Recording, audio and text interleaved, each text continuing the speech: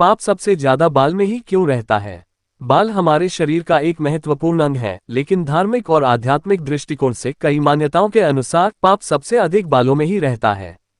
ये धारणा विभिन्न धार्मिक ग्रंथों, परंपराओं और वैज्ञानिक तथ्यों से भी जुड़ी हुई है। इस लेख में हम इस विषय को विस्तार से समझने का प्रयास करेंगे। 1. धार्मिक दृष्टिकोण। हिंदू धर्म में बालों का महत्व। हिंदू धर्म में बालों को पवित्रता और अशुद्धता दोनों से जोड़ा जाता है। पुरानी परंपराओं में यह माना जाता है कि बालों में नकारात्मक ऊर्जा और पाप संचित होते हैं।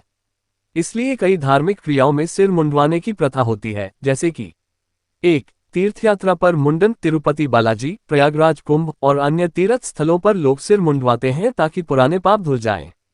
2. श्राद्ध और पितृतर्पण में मुंडन। जब किसी परिवार में किसी की मृत्यु हो जाती है तो पितृकर्म में पुरुषों को बाल कटवाने का विधान होता है।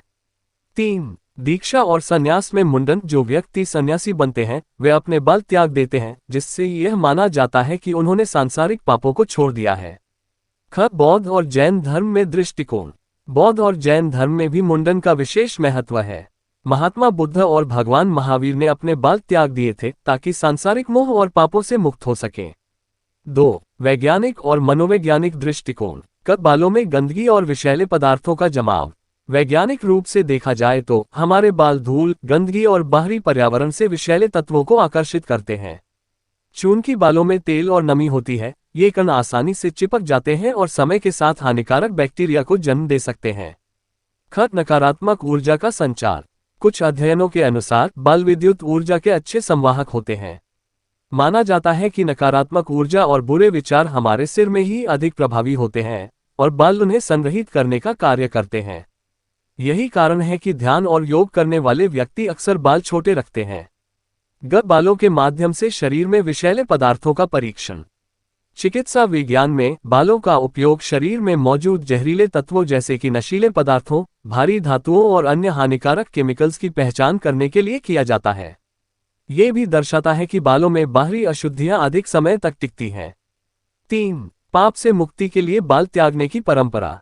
1. संन्यास ग्रहण करने पर मुंडन। जब कोई व्यक्ति आध्यात्मिक मार्ग अपनाता है तो बाल त्यागना एक संकेत होता है कि उसने सांसारिक बंधनों को छोड़ दिया है। 2. दर्शन स्थलों पर मुंडन। कई मंदिरों में मुंडन कराने की प्रथा है, जिससे यह माना जाता है कि व्यक्ति अपने पिछले पापों से मुक्त हो जाता है। 3. बाल दान करने की परंपरा। कुछ मंदिरों में लोग अपने बाल दान करते हैं, जिससे वे आत्मिक शुद्धि का अनुभव करते हैं। 4. पाप और बालों के बीच संबंध का निष्कर्ष। प्रतीकात्मक अर्थ। बाल हमारे भौतिक शरीर का एक हिस्सा है जो निरंतर बढ़ते हैं। इसी तरह सांसारिक मोह, इच्छाएं और पाप भी निरंतर बढ़ते रहते हैं। जब हम बाल कटवाते हैं तो ये दर्शाता है कि हम इन नकारात्मक तत्वों से मुक्त होना चाहते हैं। धार्मिक और वैज्ञानिक तथ्यों का मेल।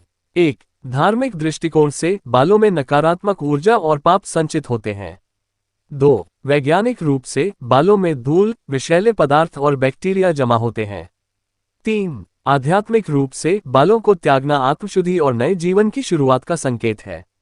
इस प्रकार यह मान्यता कि पाप सबसे ज्यादा बाल में रहता है केवल अंधविश्वास नहीं है, बल्कि इसके पीछे धार्मिक, वैज्ञानिक और प्रतीकात्मक तर्क भी मौजूद हैं।